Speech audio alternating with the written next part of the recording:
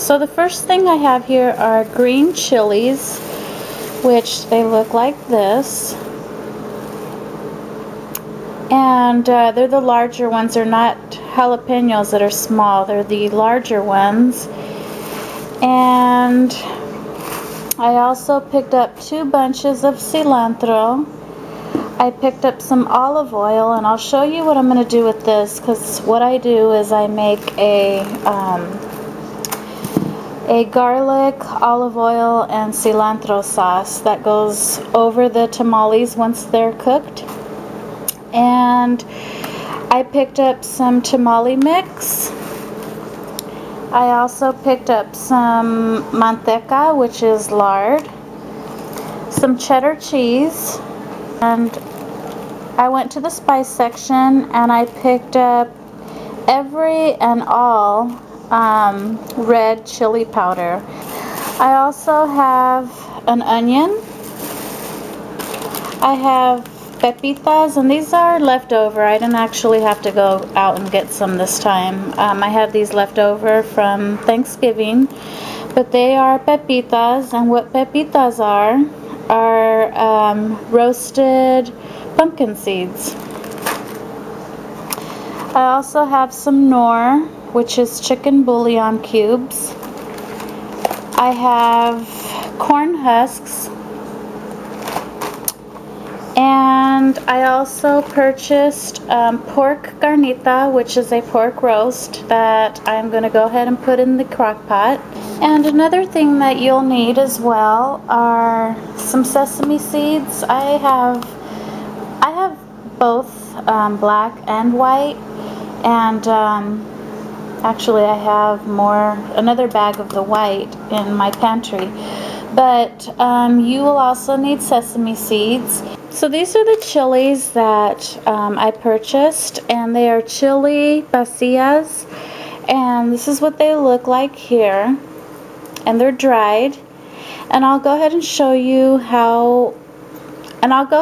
the next step on what we are going to do with these. Okay, so once you have taken out as many seeds as you can take from the chilies, then you want to go ahead and soak them in boiling water, and I have some here.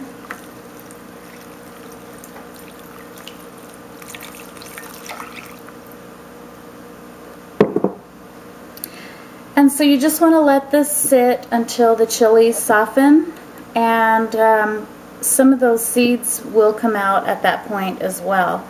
So no worries if you can't get all the seeds during the first process. Dried chilies have soaked in water. This is what they look like, and they become really soft. And at this point, what you're going to do is add a can of tomato sauce and put into the blender. The other thing that I do with the seeds is I go ahead and save them. So once you've collected all the seeds that we removed, what you're going to do is you're going to go ahead and mix your pepitas, which are roasted pumpkin seeds, and your sesame seeds, whether they're white or black. In this case, these are black. I also have white as well. And any other spices or herbs that you have that would require you to grind them. At this point, we're going to go ahead and put them in a spice grinder and grind them all up. I have them into my spice grinder, and I'm going to go ahead and grind them up. And this is what it looks like. So I've put my carnitas pork roast inside of the crock pot, and I know different people probably will cook their roast different ways, but I like to just slow cook mine into the crock pot so that it's really soft and real easy to pull apart later for the tamales. And I'm also going to add the chili sauce that we made so that the pork can cook in those juices. Okay, so I'm just going to cut up my garlic and onions. So I've put my garlic and onions in a pan with olive oil, and I'm just lightly putting them to saute, just to kind of bring out their flavors. And there's no particular way that you need to cut your garlic and onions for this.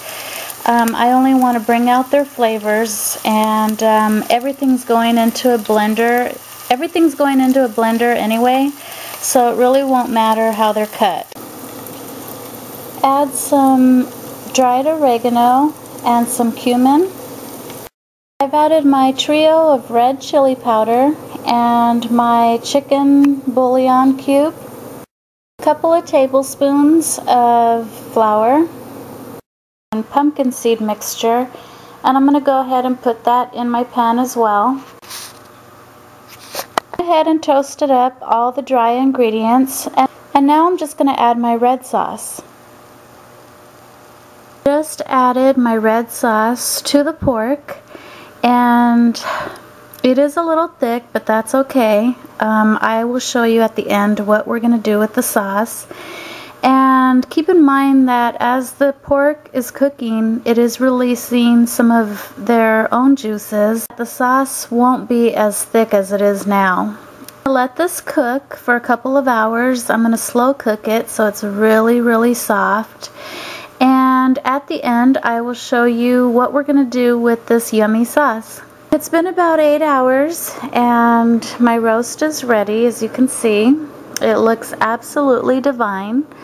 And all I'm going to do next is just put a little bit of sugar in there, just a tad bit. And that's optional. I like to do it just to kind of bring out the flavors, all the flavors of the chili. And it honestly, you can't even taste it at all. You will not taste a sweet sauce at all. I just kind of like to bring out all of those flavors, so I'm just gonna add a little bit in there and start shredding the meat. So I just wanted to show you guys how it really does pay off to slow cook your meat, whether it's in a Dutch oven, on the stovetop, or in a crock pot. This meat's falling apart. I literally, with one hand, am using a fork. And you could see how easy it is to tear that off. Very easy. It's just falling apart on its own. And shredded up all the meat.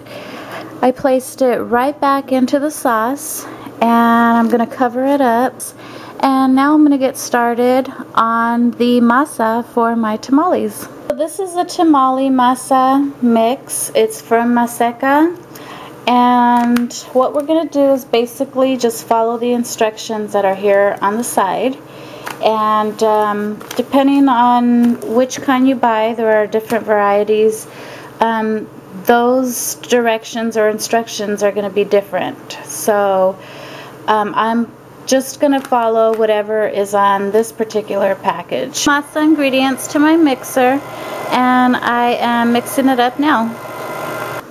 So the next thing you want to do is get a little bit of your sauce from your pork mixture and add it into your masa mix like this, and then just continue to mix.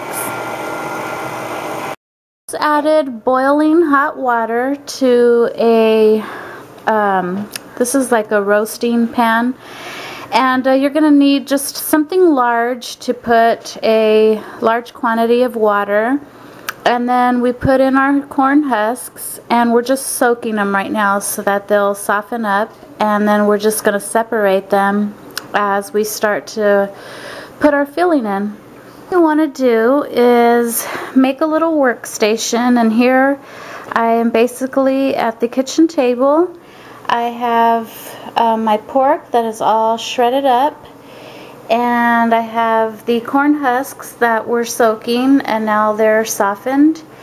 And then on this side I have the masa mixture, and you'll see that it's orange in color. I don't know if you could see that, but it's no longer a cream color, but it's rather orange.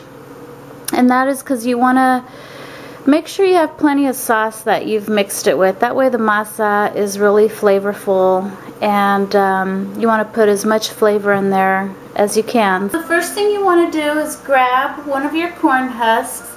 You want to feel for the softer side because there's two sides, a rough side and a softer one.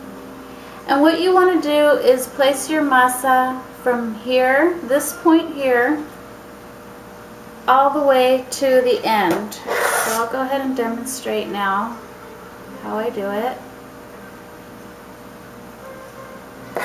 And you just want to put a thin layer, you just want to put a thin layer of it.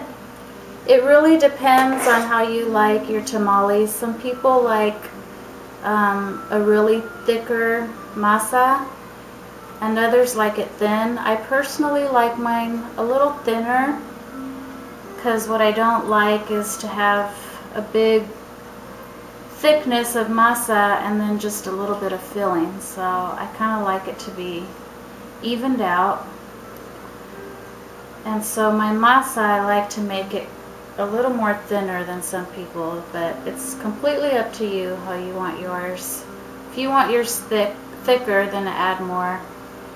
So I put a real thin layer. What you want to do is fill your tamales, and I put it in the middle like this, just a little strip. And the next thing that I do is I take one side, fold it over, the other side, fold it over, and then here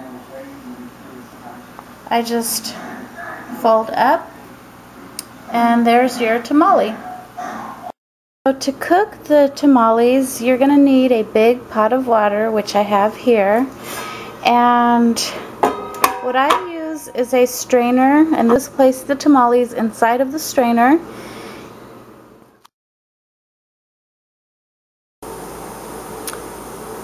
Alright, so I have my tamales that are steaming under medium heat. It should take maybe about, in 2 hours I'll come back to check them and check on the dough and see if it's firming up. Then you know that you're well on your way to some really good tamales. And I can't wait to dig into them. And I've just drizzled a little bit of Mexican sour cream and my garlic, cilantro, olive oil sauce. And it is going to be absolutely divine. So I hope that you enjoyed the video, and thanks for watching, guys. Bye.